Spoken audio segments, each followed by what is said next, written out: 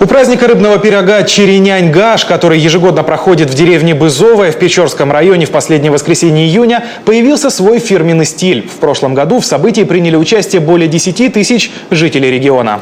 А в этом, по решению Министерства национальной политики, мероприятие приобрело статус республиканского. Итоги сотрудничества узнала Ольга Ануфриева.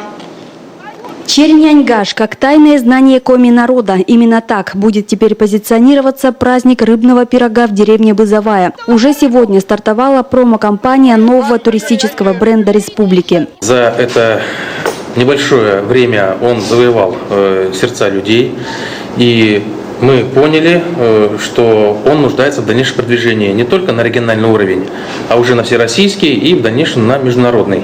Для того, чтобы мероприятие, направленное на возрождение коми-культуры и традиционного для печорских коми рыболовного промысла, стало узнаваемым, компания «Ибица Продакшн» совместно с учеными и этнофутуристом Юрием Лисовским разработала для праздника уникальную символику. Прийти к единому стилю и вместить в логотипе самобытность культуры этого района было непросто, признаются организаторы. Пришлось перелопатить множество мифов, легенд и традиций, связанных с укладом жизни печорцев. Важно понять символическое значение рыбного пирога. Ведь его не ели как обычную пищу. Его ели только на праздники. Причем праздники связаны именно с проводами души на тот свет, там, погребально-поминальной обрядности. Или когда выдавали замуж невесту. Коми-пермяцкие невесты, например, обязательно на венчание брали с собой такой рыбный пирог и клали его за пазуху. А когда повенчались, прямо там после венчания непосредственно в церкви разламывали этот пирог, ели вместе с женихом.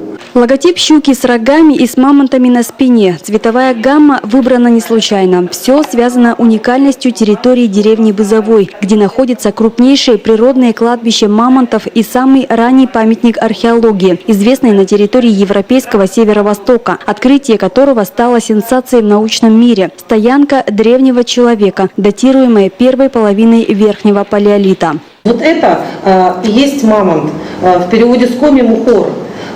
Мухор – это подземное животное, которое, собственно, своими рогами и бивнями оно роет подземные ходы.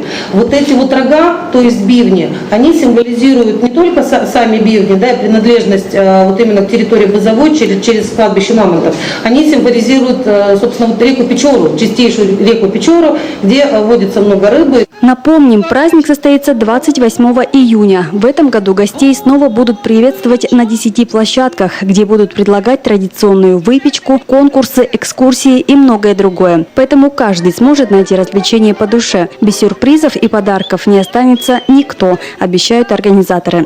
Ольга Ануфриева, Павел Фетисов, телеканал Юрган.